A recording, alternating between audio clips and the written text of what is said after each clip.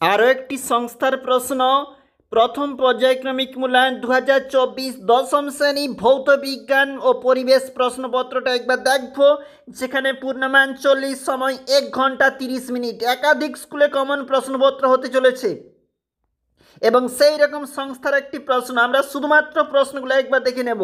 সঠিক উত্তর নির্বাচন। নিচে যেটি ওজন স্তর ক্ষয় করে না সেটি কোনটি আমাদেরকে বলেছে। দেখো পরের প্রশ্নে চলে যাচ্ছি, উত্তর নিজেরা অবশ্যই রেডি করবে। এসটিপিতে 2 গ্রাম হাইড্রোজেন, 28 গ্রাম নাইট্রোজেন এবং 17 গ্রাম অ্যামোনিয়া এর মধ্যে যার আয়তন বেশি সেটি কোনটি? অবতল দর্পণের বক্রতা কেন্দ্রে কোনো বস্তু থাকলে তার প্রতিবিম্ব হবে কি আকারের দেখবে।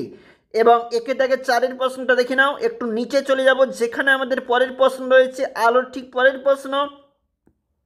দেখো এখানে যে প্রশ্নপত্র, উত্তর লেন্স তার সামনে থাকা কোনো বস্তুর অসৎ প্রতিবিম্ব গঠন করে যখন তখন বিবর্ধন মান কীরূপ হয়।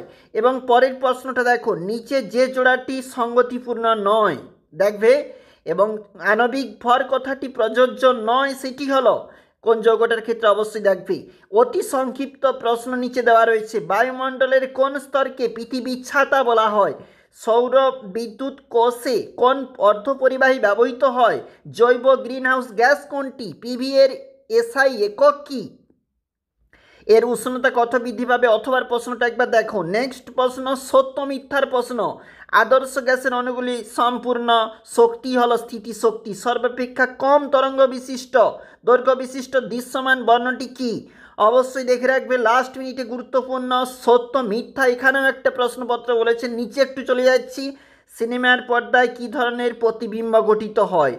কোনো লেন্সের সামনে থাকা কোনো বস্তু সর্বদাই অসৎ বিম্ব গঠিত হয়। লেন্সটির আকৃতি কীরূপ? কোন খাদ ধাতুটি তেজস্ক্রিয়?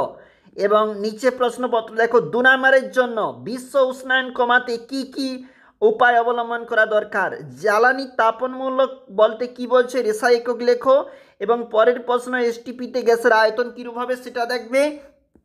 একটু নিচে চলে যাচ্ছি, জল ও কাঁচের প্রতিসরাঙ্ক যথাক্রমে দেওয়া রয়েছে। কাঁচের সাপেক্ষে জলের প্রতিসরাঙ্ক কত হবে?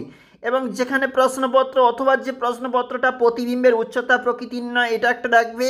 একটু নিচে চলে যাব, আমাদের 4 নম্বর পেজটা যেখানে রয়েছে, মৌলের তড়িৎ ঋণাত্মকতা কাকে বলে? আয়নীয় যোজ্যতা কাকে বলে? সমযোজ্যতা কি?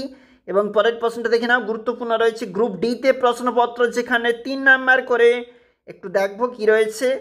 গে লুকাসের গ্যাস আয়তন সূত্র বলেছে, সূত্রটিকে অ্যাভোগাড্রো সূত্রের সাহায্যে ব্যাখ্যা করো। অবশ্যই দেখবে। দাড়ি কামানোর সময় কোন ধরনের দর্পণ ব্যবহার করা সুবিধাজনক এবং কেন? ক্যামেরায় ফোকাস করা বলতে কি বোঝো?